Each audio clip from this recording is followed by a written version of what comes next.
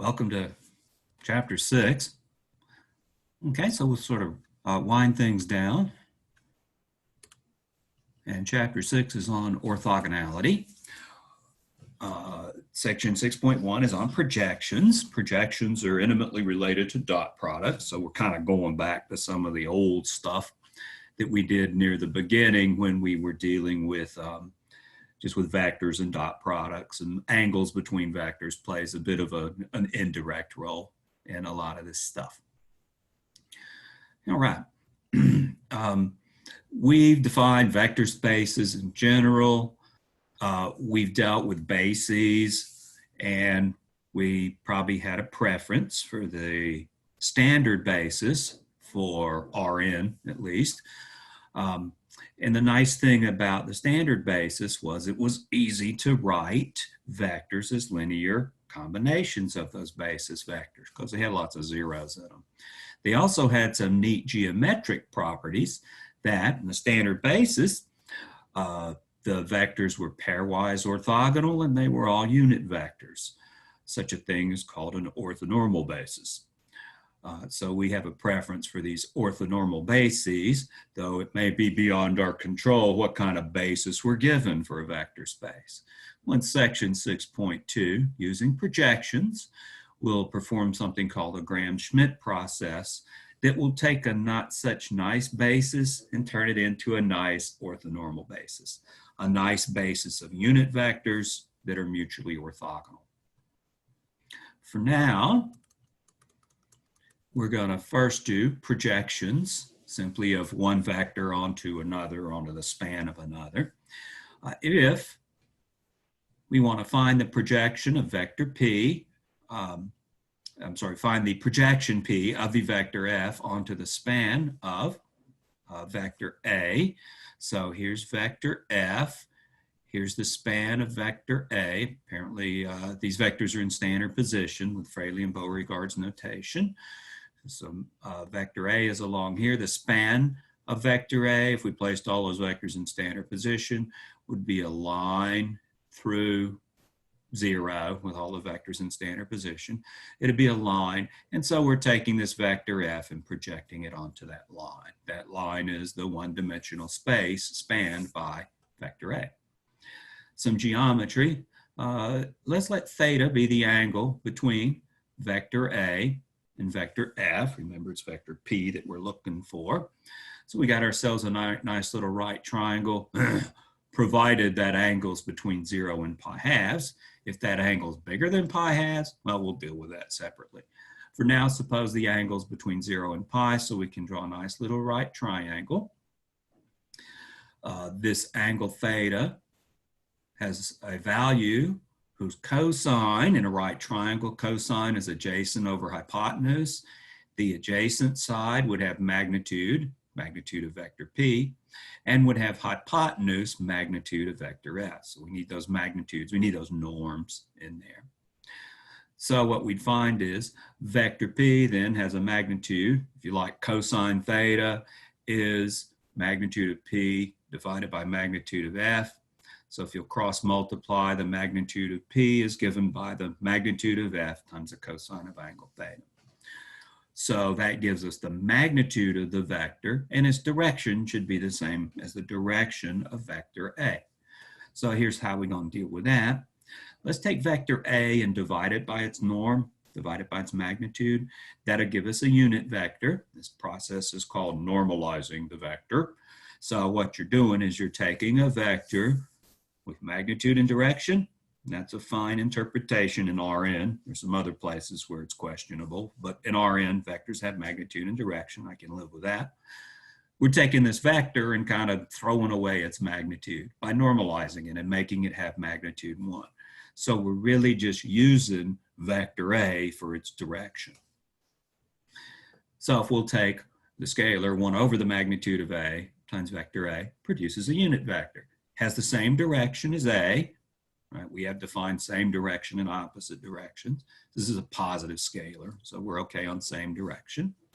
So what we'll do is use this unit vector for the direction of vector P, and this trigonometric argument norm of f times cosine of theta for the magnitude of vector p.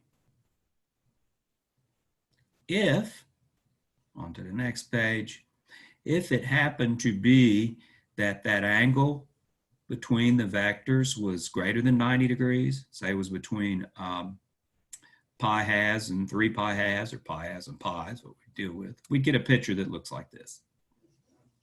Okay, so now we're going to have vector p in the opposite direction of vector a, but if you'll go through and use your trigonometry, we'll find out that the appropriate scalar multiple, the appropriate magnitude, or well, scalar multiple of a to use for the magnitude of vector p is still norm of f times cosine theta.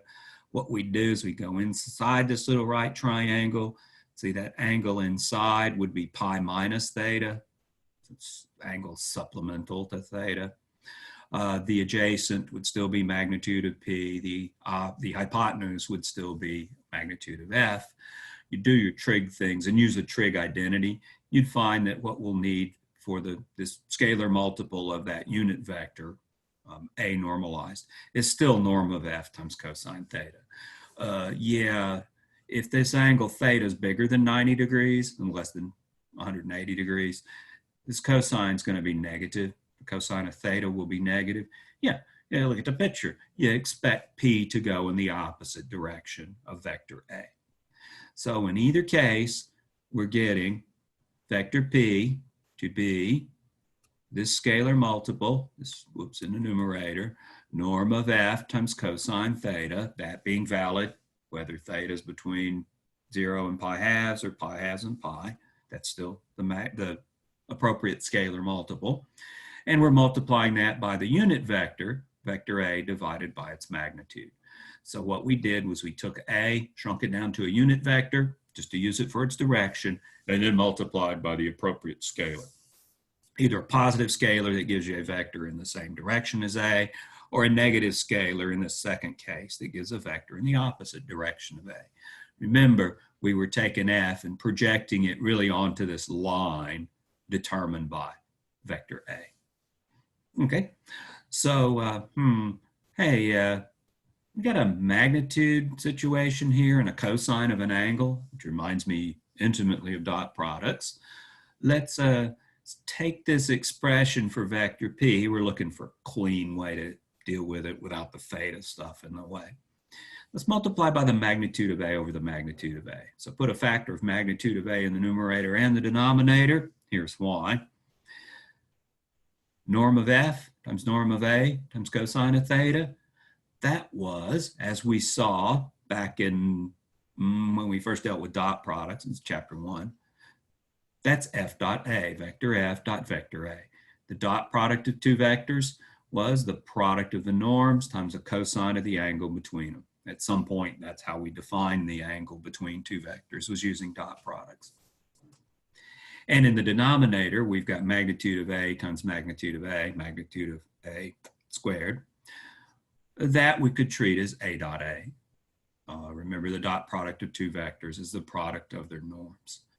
Okay, so we could rewrite this expression as f dot a divided by a dot a times vector a, and that's what we'll take as our definition of the projection p of some vector b, they've switched from f to b in this definition, some vector b on the span of a matrix A.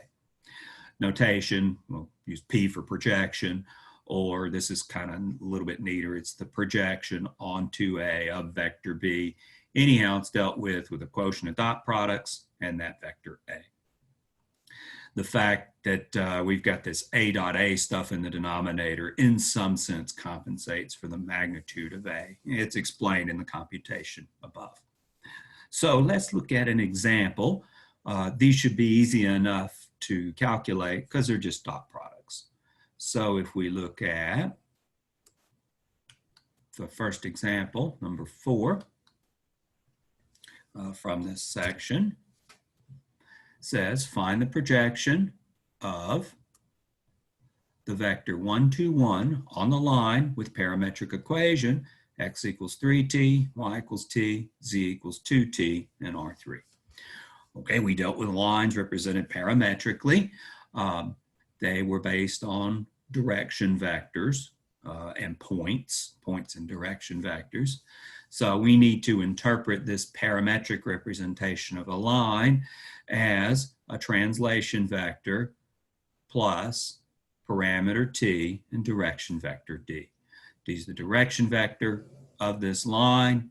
Here we could take, the direction vector determines the coefficients of the parameter t. So here we've got coefficients of 3, 1, and 2 for x, y, and z respectively. So we take as a direction vector the vector 3, 1, 2. We need a point on this line. Take t equals 0, and we get the point 0, 0, 0.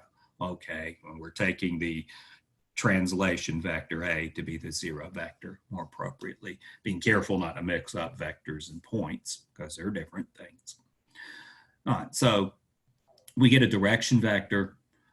In fact, this is a line that passes through the origin. So if I look at all vectors of this form, x equals td plus a is a 0 vector.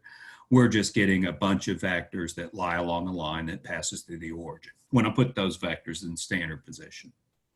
Okay, so we want to project onto that line. We needed a direction vector for that line. This is playing the role of vector A in the pictures we just saw.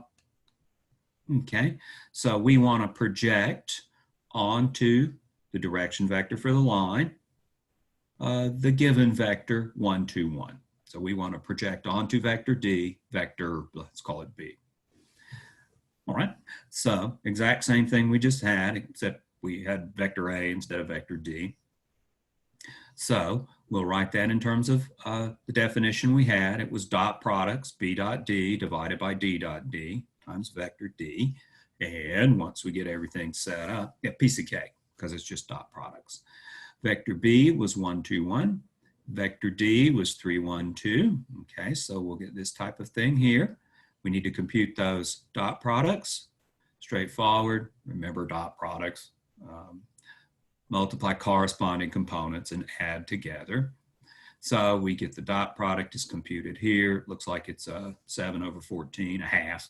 So we'll get 1/2, 3, 1, 2.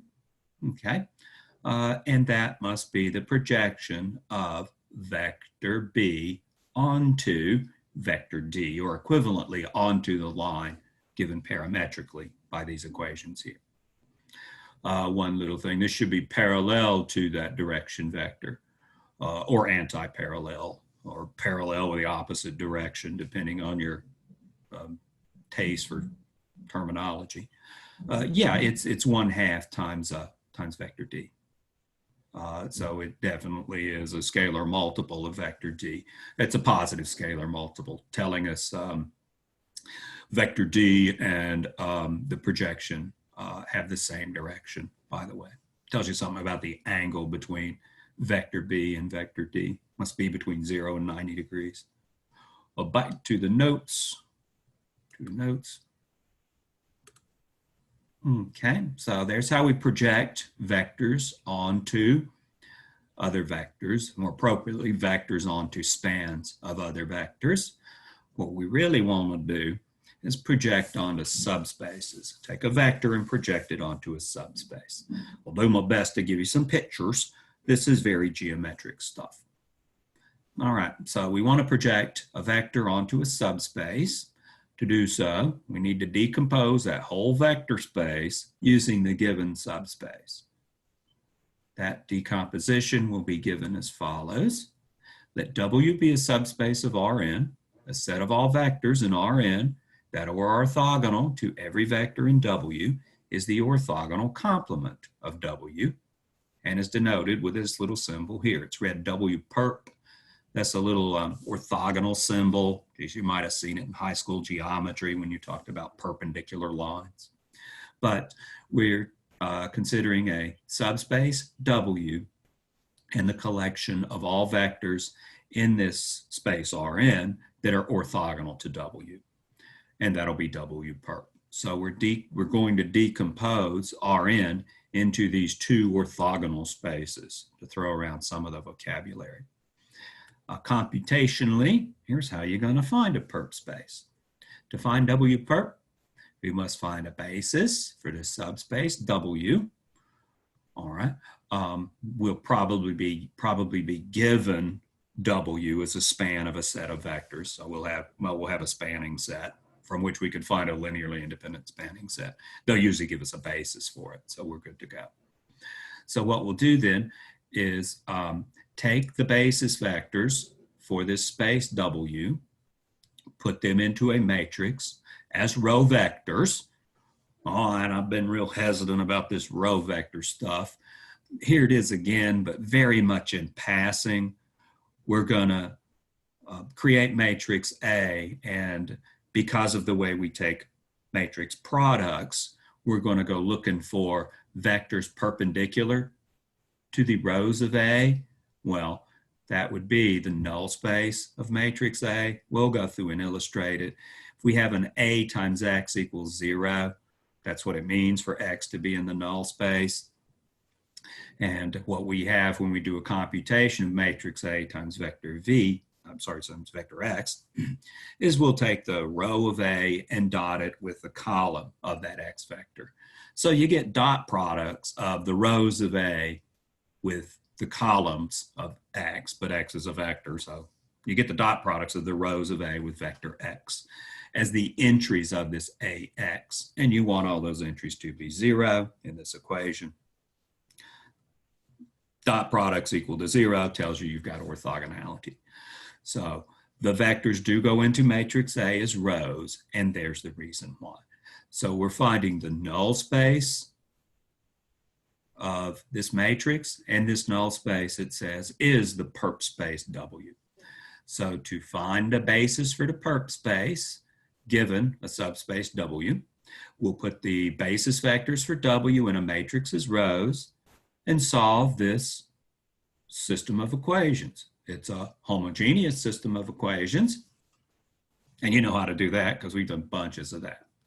So the protocol is take the basis for W, put those vectors in matrix A as rows, and find the resulting null space. That will give you the perp space. That'll give you a basis for the perp space as follows. Okay, here they say find the orthogonal complement of the plane 2x plus y plus 3z equals 0 in R3. Okay, I like this one really because I can see it. We're in 3 dimensions. We've got this plane, by the way, this plane passes through the origin. So we've got this 2-dimensional plane in R3, and we're looking for the orthogonal complement. Well, the orthogonal complement would be the 1-dimensional vector space of vectors is perpendicular to that plane. Imagine the floor is represented by 2x plus y plus 3z equals 0. Then we'd be looking for things that are vertical, perpendicular to the floor. Okay. In order to deal with this, we got to take it and translate it into that subspace and basis of the subspace. So we know that back in, I guess it was section 2.5, planes are translations of 2-dimensional vector spaces. So a plane, if we were to give it parametrically, would be given in terms of 2 parameters, because planes are 2-dimensional, be all vectors of the form x equals, say, t1, d1 plus t2, d2. We've got 2 direction vectors. We'll have to figure out those. Oh, and we've got a translation vector a. But wait, this plane passes through the origin. So a point on that plane is 0, 0, 0, the origin in R3. So we can take that translation vector to be the 0 vector. So we're lucky in that stuff. We're really just using this plane for its, in some sense, its slope. In Calculus 3, you'll explore this from a slightly different perspective using cross products. But we're going to do it the way linear algebra folks would do it. Okay, so we need D1 and D2 to form a basis for the 2-dimensional vector space, which has been translated. We're taking the translation vector to be the 0 vector. So the way we can approach this is find 2 linearly independent vectors, D1 and D2, that satisfy this equation. All right, there's a bunch of ways to do that. This is maybe the first time we've done something quite like this. But I want two vectors that are going to lie in this plane in standard position. How about this? Let's set z equal to 0 and see what x and y might be. I got an infinite number of choices on this. If we take z to be 0, we'll lose that. What if we take x to be 1 and y to be -2? Then we'd have 2 minus 2 plus 0, that equals 0. So we could take 1, -1, 0. If you don't like that, let z be something else and find x's and y that'll work. So I'm just looking for non-zero vectors that have components that will satisfy this equation. We could set z equal to 0 and see what x and y could be. This will work. Yeah, I could have taken x to be 2 and y to be what, -4? That would have worked as well. These are smaller numbers, let's use these. And we could take z to be 1, and then x could be -1 and y could be -1. Or it's typed up like this, so we can do it like this, but there's lots and lots and lots of ways to do this. We could take x to be 0. If x is 0, we could take, say, y to be -3 and x to be 1, then we'd have 0 minus 3 plus 3, that's 0.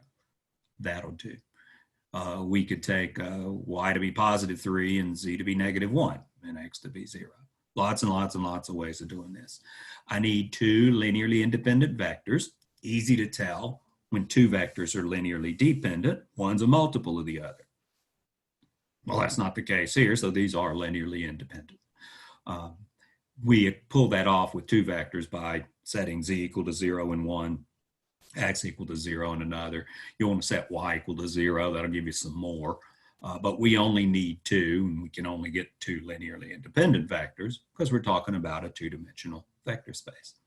Okay, so we're going to take these two vectors, put them in a matrix A as rows, and find the resulting null space. That null space will be the perp space of the space W spanned by these two vectors. So that's how it fits in the context of what we've been discussing.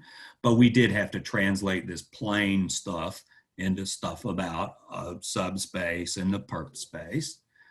All right, so we'll take that matrix A, we'll do our row reduction thing. There's a free variable. There's only one free variable, so that's going to mean one parameter. That's going to mean a one-dimensional perp space. So new words, but very similar manipulations. System of equations. Okay, here it is. We'll rewrite it as x1 equals x2, x3 equals. We had a pivot-free column. That'll introduce a free variable. Let's let t be, what, x sub 3 equals 3t? Ah, clever. That'll get rid of the thirds. So I can do this without fractions, though that isn't necessary. If we let x equal 3t, then x sub 3 equals 3t. Then we plug in the 3t's and the 3's cancel. We do pick up a 3 in this last component. We'll get x1 is 2t, x2 is t, x3 is 3t. These are the vectors in the perp space, or the null space of matrix A. Same difference, as they say. So we've got scalar multiples of the vector 2, 1, 3. Pick off the coefficients of t, and there you go. So the perp space must have as a basis the vector 2, 1, 3. The dimensions add up here. We were in R3. We had a two-dimensional plane, and now we've got a one-dimensional perp space. And 2 plus 1 is 3. It sounds like the books are balanced. We don't quite know that geometry yet, but when we talk about properties of perp spaces, I think that's next, we'll establish unsurprising things like that. The dimension of W plus the dimension of W perp should equal the dimension of Rn if we're in Rn with these subspaces. So the books balance on that one in terms of dimensions. To put that on a little more sound footing, some properties of perp spaces are the following. The orthogonal complement, W perp, of a subspace, W of Rn, has the following properties. W perp is itself a subspace of Rn. Here's the one about dimensions. The dimension of W perp is n minus the dimension of W. Or in other words, the dimension of W plus the dimension of W perp, move this to the other side, equals n. Yeah, like in that one we just had, we were in R3, n was 3. We had a two-dimensional plane and a one-dimensional perp space, and 2 plus 1 equals 3. So there's a more clean foundation for that kind of behavior, and it's totally unsurprising in terms of dimensions. The perp space of the perp space is the space itself. W perp perp is W. Not too surprising, and you swap everything in W for things that are perpendicular to it, and then swap those for things perpendicular to those. You get back where you started. Not surprising. And we'll go through the proof, maybe do the proof of the first three of these. The last one's a bit lengthier. Unfortunately, it's the most useful part of all of this. For every vector B in Rn, that vector B can be uniquely expressed in the form vector B equals B sub W plus B sub W perp, where B sub W is in subspace W and B sub W perp is in subspace W perp. So what we're doing is decomposing vector B into components lying in two different subspaces, one subspace being perpendicular to the other. So you know there's pictures of that. Yeah, here's your pictures of that. I want a little bit more definitions, but let's look at the picture now. So what we're saying, here's a picture in 3 dimensions. Okay, it's a drawing in 2 dimensions of a vector space in 3 dimensions. This idea is perfectly valid in higher dimensions, but here we are stuck living in 3 dimensions our whole lives and drawing pictures in 2 dimensions. So this is about as good as I can do for a picture, but this is conceptually includes a lot more. Suppose we take W to be the floor in this little X, Y, Z coordinate system, R3. So we'll take W to be the floor down here, all vectors which in standard position lie in the XY plane. The standard basis vectors are presented here. If you don't like the subscripted e's, we could say this is vector I, this is vector J, and this is vector K, since we're in 3 dimensions. I want an idea that this goes to higher dimensions, though. So we have W to be the span of E1 and E2. That's what the floor is. It'd be all vectors whose third component is 0. Here's a vector B.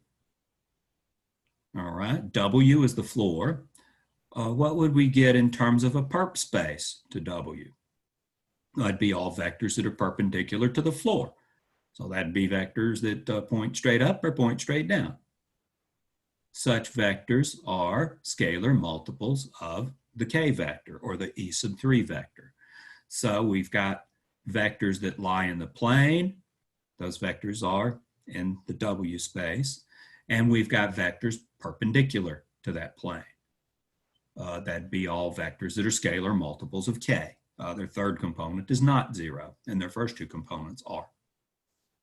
All right, so there's the spaces W and W perp. Notice that doesn't include everything in R3 directly. Here's a vector in red, vector B. All right, vector B is in R3. But it's not in either space W because it's not a horizontal vector, and it ain't in space W perp because it's not a vertical vector either. It's off at this angle. So I tried to draw a box to give you an impression of perspective. So what we just said was we ought to be able to write vector B as, uniquely in fact, as some vector in the subspace W. So in this case, that'd be a horizontal vector in standard position with its tail at the origin. That'd be this vector B sub W plus some vector in the perp space, W perp. That'd be some vertical vector, this vector in green. And if you'll think triangle inequality of vector addition, sure enough, the blue vector plus the green vector will yield a red vector. So we've taken the red vector and written it in terms of a vector down here plus a vector in this perp space. why you would want to do that. Sit tight. That's spelled out in our last section, probably section 6.2 in the Graham-Schmidt process. But that's the geometry behind what's being claimed. And that is this third claim here, that we can take B and uniquely write it as a B sub W plus B sub W perp. That was a blue vector plus a green vector, the way I had color-coded things. Okay, let's take a peek at the first three of these in the supplements. All right. So we've got a setting of Rn.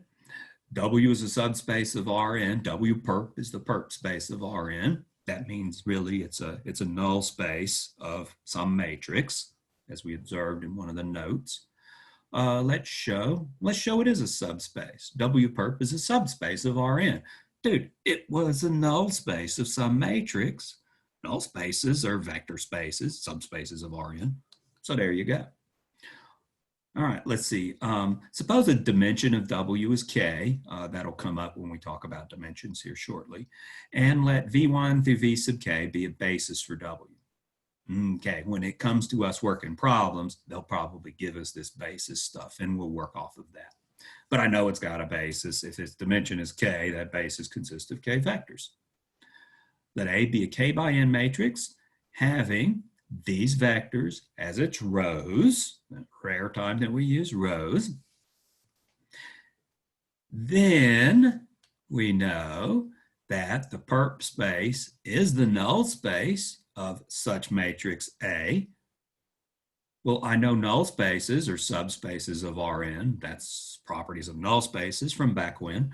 So there you go. If the perp space is a null space of some matrix, then it's a vector space. It's a subspace of Rn. So we're letting the heavy lifting be done by our knowledge of null spaces on that one. So we've got a null space of a matrix A. This reminds me what N would be. N would be the number of columns of matrix A. And we had an equation back when that related rank, nullity, and the number of columns. Here it is. We called it the rank equation. Sometimes it's called a rank nullity equation. It says the rank of A plus the nullity of A equals N. Back when we taught ranks of matrices for the first time, that we had this rank nullity equation. Okay. We've got the dimension of W as the rank of A. It was parameter K in what we had defined. We know W perp is the null space of matrix A. So the dimension of W perp must be N minus the dimension of W. In other words, the nullity of A, which is the dimension of W perp, must equal N minus the rank of A. And the rank of A is the dimension of W. Let's maybe elaborate on that a little bit. The dimension of W was spanned by those vectors. They were the rows of A. So we're using the fact that the row space of A is this subspace W. What's the dimension of the row space of a matrix? Its rank. So the dimension of W is the dimension of the row space of A. It's also the dimension of the column space of A because of that behavior between dimensions of rows and column spaces. But here, because we put those basis vectors into W as rows, I won't talk about linear combinations of rows. I want to talk about row spaces. Row space, column space, same dimension. But anyhow, we want to use the row space in this to derive this equation. And yeah, we talked about the first example we did, how this makes some geometric sense.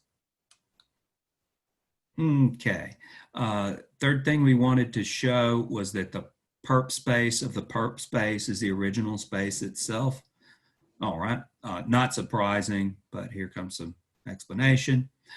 We know W perp is a subspace of Rn.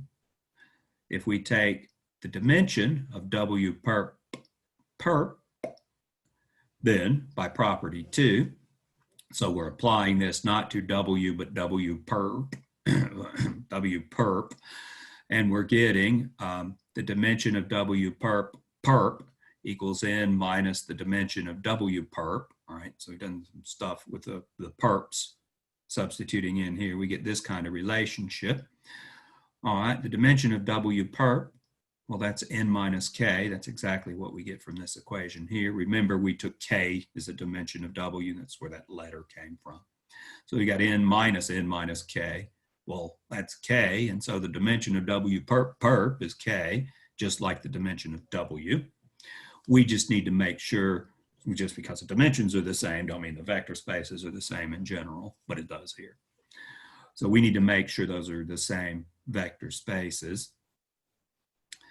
Let's see, every vector in W is orthogonal to the subspace W perp. So W is itself a subspace of W perp. But we've got a subspace then of dimension k in a space of dimension k. That subspace must be the space itself. For those of you heavy into details, that's exercise 2.1.38. If I have an n-dimensional space, no, let's make it a k-dimensional space, because that's what we have here. If I have a k-dimensional space and I have a subspace of that space of k dimensions, it's actually the whole space itself. That's what that exercise shows, and that's how we establish that W perp actually equals W. The final property, sadly the most useful one, the proof on that one's a bit lengthy, so let's not. This last property, though, does let us define now what we mean. We went through this to do the following.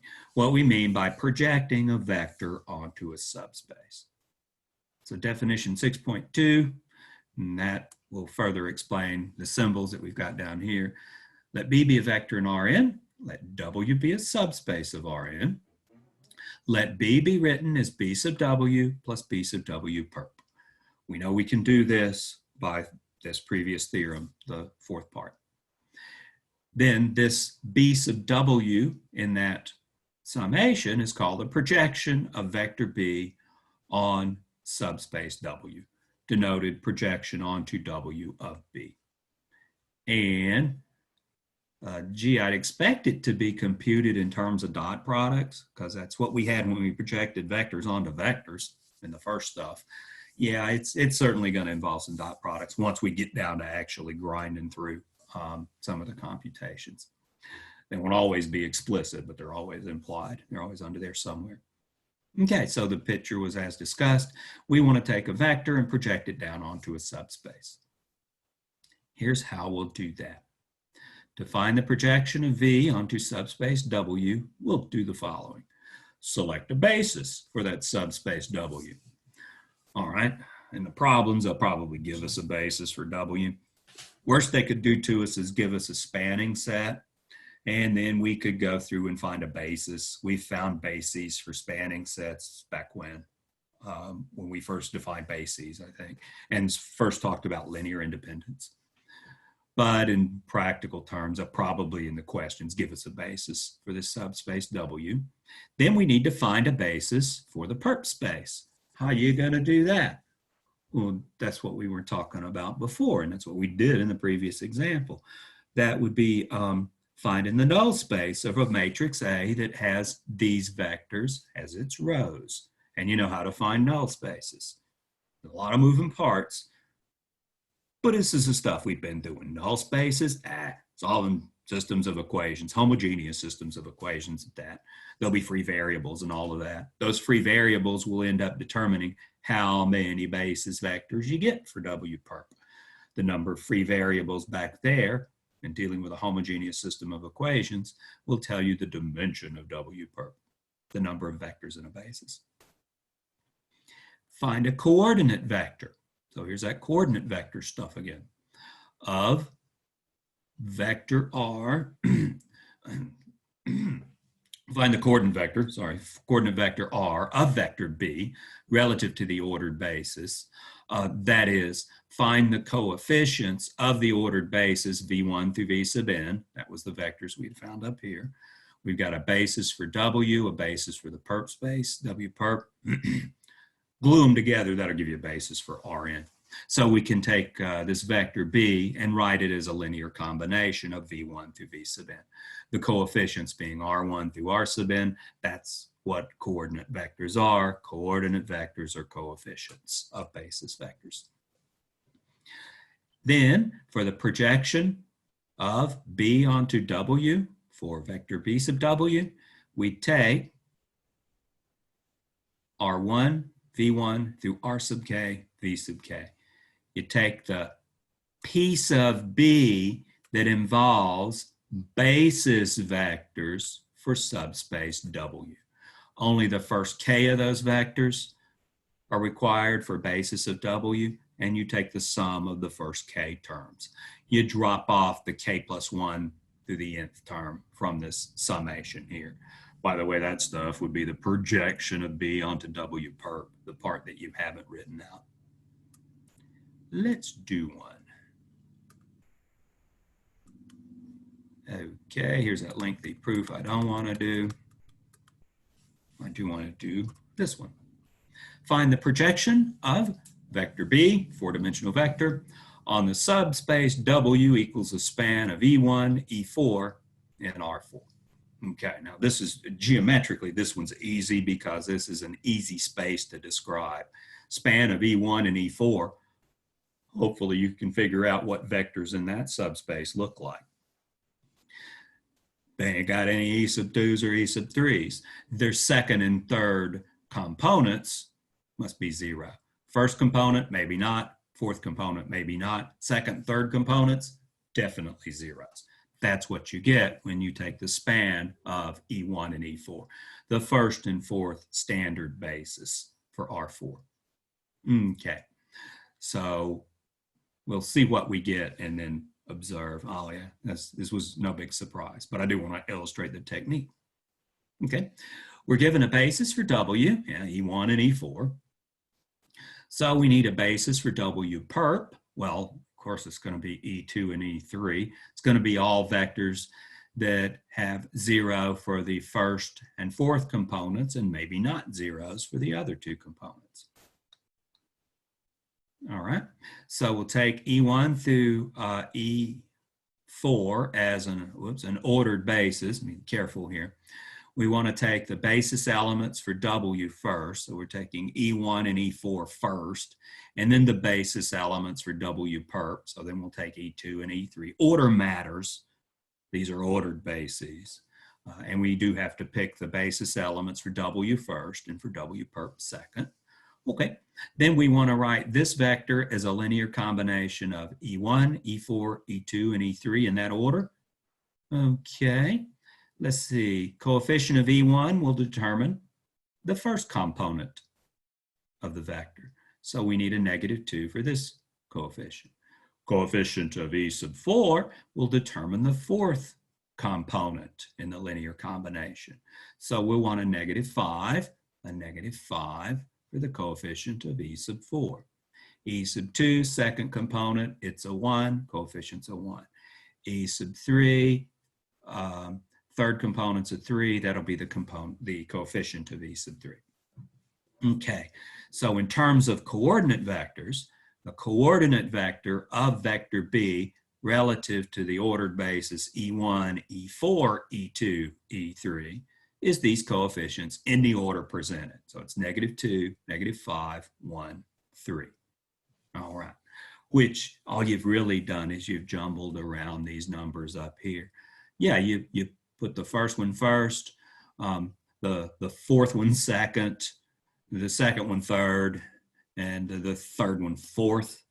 Right, so you really just, you took the -5 and slid it into the second slot and moved the other stuff over. That's how ordered bases tend to deal with things. It's easy to see how they're being dealt with here because we've got standard basis vectors.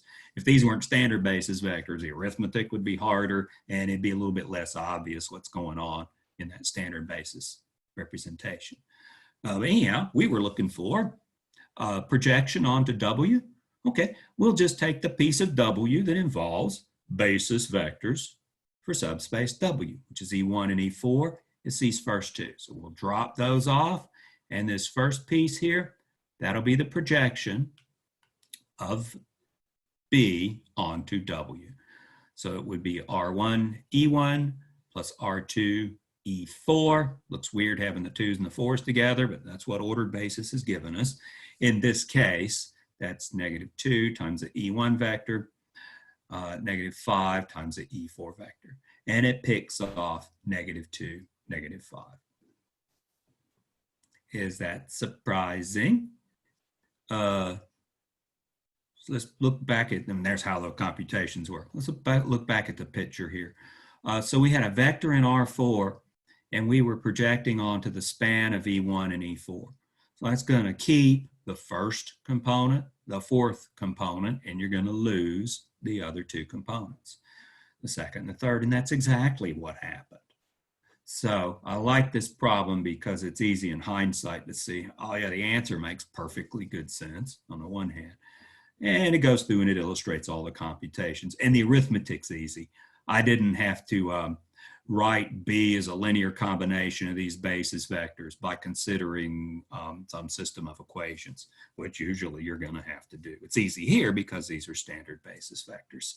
In general, it ain't hard, but it's a lot more arithmetic. Back to the notes. Okay, let's look a little bit, if we've covered this in this class, so these are kind of generic notes. Let's look at inner product spaces. We could do the same thing in an inner product space, same types of computations, same type of stuff with projections, provided we've got an inner product. We just replace the dot product stuff that we were just using in Rn with inner product stuff in the inner product space. Example 6 says, consider the inner product space, P sub 0, 1, of all polynomial functions defined on the interval 0, 1, that's what the subscript means, with inner product defined by this integral. So instead of doing dot products with sums, you do this stuff here. It's an integral from 0 to 1 of a product of polynomials. I ain't afraid of integrating polynomials. They're easy to integrate. They ask you to find the projection of the polynomial x on the subspace span of 1. So this would be all constant polynomials. And then find the projection of x on the perp space. The perp space of the span of 1. So I'm treating 1 as a polynomial, constant polynomial 1. The span of it would be all scalar multiples of that, so it would be all constant polynomials. F of x equals x, we're treating that as a polynomial, and we're projecting this onto that subspace. Same type of computations that we were doing before, except now we're dealing with them in terms of